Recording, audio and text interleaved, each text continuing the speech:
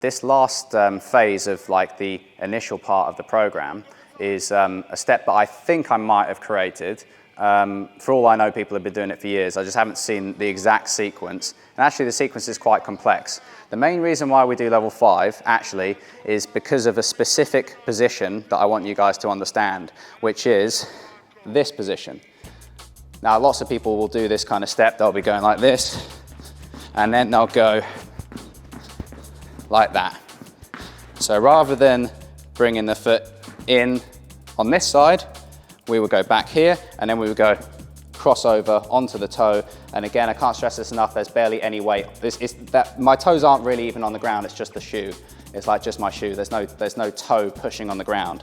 So in order to kind of get this step going, what we need to do is look at the different levels that we've done so far, and then try to add that in and merge it. So the step that we're going to do is called the 8-point skank, and then you can see that there's 8 different points. 1, 2, 3, 4, 5, 6, 7, 8. So you've got the midline, the front line, and the back line. You can see those back there. You've got flat for flat foot, T for toe, H for heel, okay? So as you can see, my toe moves to become my heel, and then the heel becomes flat, staying on the front line.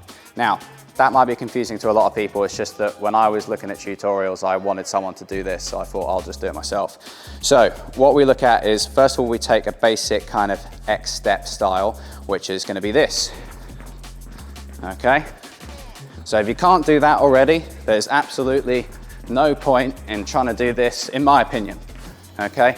So basically, if you try this now, I think it's fairly straightforward if you know how to do level 1. Level 2 gets a lot easier. This is level 2. Okay, so make sure you can do that already, all right? And it should be nearly that easy. Now, what we do is we break it up so that rather than going straight from here back to midline, we're gonna spend more time on the front line, okay? So, rather than going heel and then back to midline like this, you see only the heel lands on the front line. This time it's gonna change. Now we're gonna go like this. 1, 2, 3, 4, 1, 2, 3, 4, 1, 2, 3, 4. So what's happening here? My heel turns into a flat foot. You see?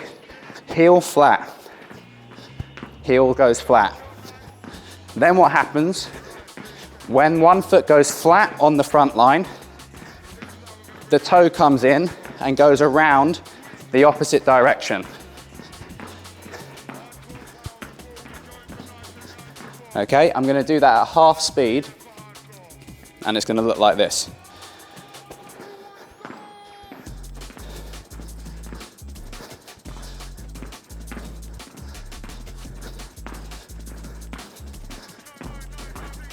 Sorry guys, it's hard to do half speed, but you get the idea.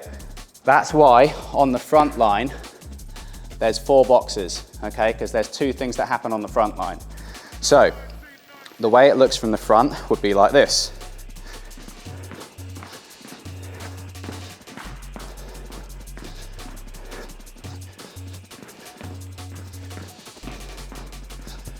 Now, if this is too complicated, that's fully understandable.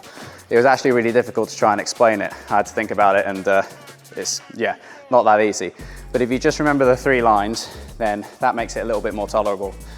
Now, you remember there's always half speed, there's full speed, and then there's the bounce. And then you've got different levels of style. So if I talk you through it now, toe becomes heel, heel becomes flat, toes added. Same situation. So if I'm facing you guys, toe on the right becomes heel at the front becomes flat, toe is added. Then we go back round the other side. So that's the main thing to think about. If you can just get the idea that a heel goes to the front, and then the heel becomes flat, and then you jump onto the toe there. If you can remember that one movement, that's probably going to sort you out. Now, what does it look like if we sort of speed it up a little bit? So, half time for a few.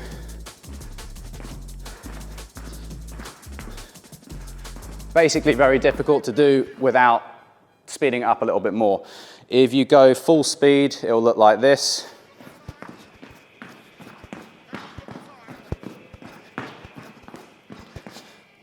And then if you style it out a little bit more, it will start to, well, actually, the style is where you really add a lot of lean to it. So if you're going to try and style this out,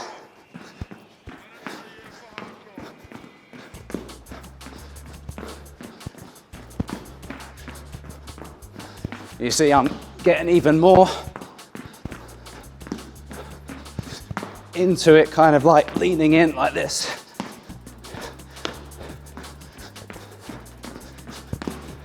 Now, many of you will be seeing an Indian step coming forward. That's the next step after this. That's why this is happening first.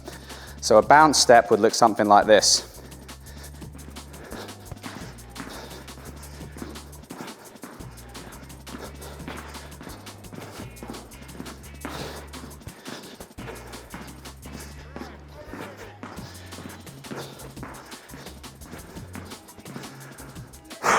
You're not going to get that good at these if you basically go, oh, I'm bored of that now, I'm going to go back to trying to do an X step, and then you won't know any of them. If you do one at a time, trust me, because I've spent the last 4 or 5 months trying to learn all these, it's much better to just focus one track per step. Play another track, play another step. If you only know 1 or 2 steps, that's one of those steps repeated, the other one repeated. So keep on doing the ones that you already know, because what will happen is, in the case of this one, where it starts is you'll end up, you know, kind of thinking about it like this, trying to look at the floor. And then as you start to get, you'll be able to change styles, you'll be able to change the way that you do the steps. You see, I'm doing the same step, it's just that I've got options. I can use different kind of styles, and then depending on like what I feel from the music, I can start expressing myself through the way that the body's moving. So if you get really good at a step, then your expression can come out a lot more. If you do something for a few minutes and then do something else, it's going to be a lot harder to really express yourself through dance. And as you can probably figure out, if you're a sports person, if you don't, like me, don't really like doing cardio, this is epic in terms of the conditioning it brings to your body.